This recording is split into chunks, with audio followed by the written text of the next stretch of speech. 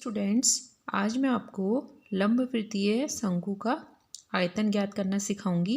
इससे पहले भी मैंने वीडियो बनाई है शंकु के आयतन पर कि शंकु का आयतन जो है बेलन के आयतन का 1/3 होता है। तो इससे रिलेटेड जो वीडियो है वो मैंने पहले बना चुकी हूँ मैं वो वीडियो। अब जो है हम स्टूडेंट्स को ये बताएंगे कि इनको हम जो इससे रिलेटेड सवाल होते हैं वो कैसे करें। तो कक्षा 9th में चैप्टर है, तो इसमें दे रखा है कि उस लंबवृत्तीय शंकु का आयतन ज्ञात कीजिए जिसकी त्रिज्या 6 सेंटीमीटर और ऊंचाई 7 सेंटीमीटर है। इसी में 2 सवाल दिए हैं। उस शंकु का भी आयतन ज्ञात कीजिए जिसकी त्रिज्या 3.5 सेंटीमीटर और ऊंचाई 12 सेंटीमीटर है। तो सबसे पहले जो पहला प्रश्न है उसको हम सॉल्व करेंगे कि क्या आपको दिया है सवाल में। लंबवृत्तीय शंकु की त्रिज्या r बराबर 6 सेंटीमीटर दी हुई है और ऊंचाई दी है आपको h बराबर 7 सेंटीमीटर। तो ये जो शॉर्ट रिप्रेजेंटेशन है, ये शॉर्ट रूप में जो हम लिखते हैं ये भी आपको पता होना चाहिए। त्रिज्या क्योंकि रेडियस कहते हैं तो उसे r लिख लेते हैं, ऊंचाई को हम हाइट कहते हैं तो उसे h लिख लेते हैं। और निकालना क्या है, हमें याद क्या करना है, लंबवृत्तीय शंकु का आयतन यानी कि वॉल्यूम। तो उसको v से हम डिनोट करेंगे। अब आपको यहाँ पर अगर हम इसको चित्र के रूप में देखें तो इस तरीके से बना सकते हैं हम, क्योंकि शंकु का आधार कैसा होता है, वृत्ताकार होता है। ठीक है, शंकु का आधार वृत्ताकार होता है, जैसे कि बर्थडे कैप होती है। ये इसका क्या है, केंद्र है। यहाँ से यहाँ तक की ये क्या कहलाती है, त्रिज्या कहलाती है। और यहाँ से यहाँ तक हम इसकी ऊंचाई मान लेते हैं। ठीक है, फिर इसको आप यहाँ जोड़ दीजिए, शीर्ष पे जोड़ दीजिए। इसको थोड़ा बढ़ा लिया मैंने और ये यहाँ इधर जोड़ दीजिए। तो ये क्या बन गई, एक बर्थडे कैप बन गई है, देख रहे हैं आप। ठीक है, ऐसे मैंने इसको सबसे पहले क्या बनाया, एक वृत्त बनाया।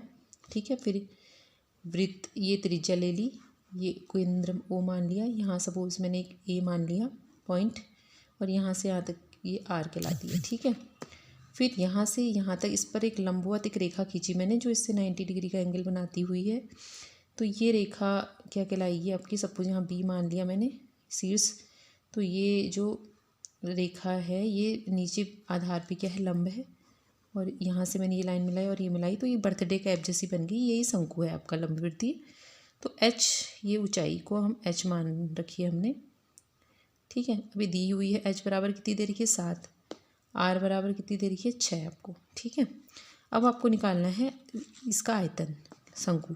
अब आप इसको ऐसे याद कीजिए कि जो बेलन का आयतन कितना होता है, पाई r की घात 2 h, पाई r स्क्वायर h, इसका 1/3 होता है शंकु का आयतन। ठीक है, बेलन के आयतन का 1/3 होता है। तो इससे आपको बेलन का आयतन का सूत्र भी याद हो जाएगा और शंकु के आयतन का भी सूत्र याद हो जाएगा।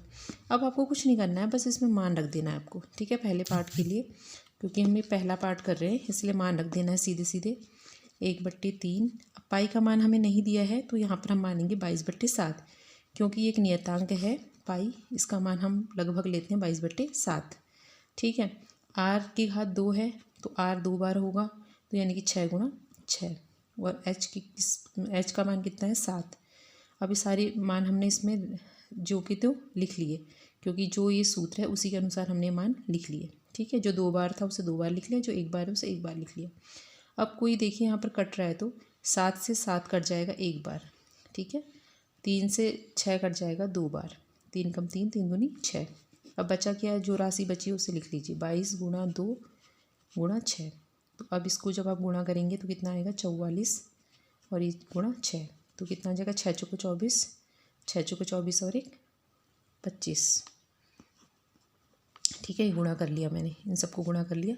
तो जो ये आयतन है, आयतन किस में आता है, सेंटीमीटर क्यूब में आता है। ठीक है, घन सेंटीमीटर में, ये इसका आंसर हो गया। ठीक इसी प्रकार आप दूसरा प्रश्न भी करेंगे। अब चूंकि मैंने आपको ये पूरी इसकी इबारत लिख दी है, यहाँ पे जितना भी था ये मैंने लिख दिया। अब मैं यहाँ शॉर्ट में लिखूँगी दूसरा वाला प्रश्न, लेकिन लिखना आपको ऐसे ही है। अब यहाँ पर आप देख रहे हैं शंकु की त्रिज्या r बराबर कितनी दे रखी है, 3.5। इसको मैं खाली आपको समझाऊंगी। ठीक है, और h बराबर कितनी दे रखी है, ऊंचाई 12 सेंटीमीटर। ठीक है, आपको निकालना है शंकु का आयतन, वॉल्यूम। वो क्या होता है, बेलन के आयतन का 1/3। ठीक है, ये हो गया। अब आपको मान रखना है सीधे सीधे 1/3, 3.5, 3.5 आर गुणा आर, उसका मान है एच कितना है 12। अब जो चीज़ यहाँ पर कटेगी आप वो लिख लीजिए। और हाँ सॉरी 22/7 भी लिखेंगे क्योंकि पाई का मान कितना है 22/7। ठीक है, अब जो चीज़ कट रही है उसे काट दीजिए।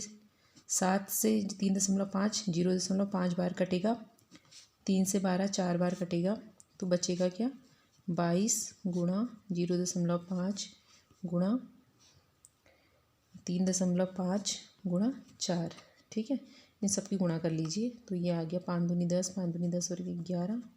इन दोनों को गुणा करके आया 4 पंची 20, 4 3 12 और 1 13 14। ठीक है, एक बार और टैली कर लीजिए 5 दूनी 10, 5 दूनी 10 और 1 11, 4 पंची 20, 4 3 12, 13 14। तो कितना आ गया 11 और 14। तो 11 गुणा 14 कर लीजिए तो कितना आएगा 154 सेंटीमीटर क्यूब। ठीक है, तो आपको अगर ये सारे मान दिए हैं तो आप इजीली इनको ज्ञात कर सकते हैं।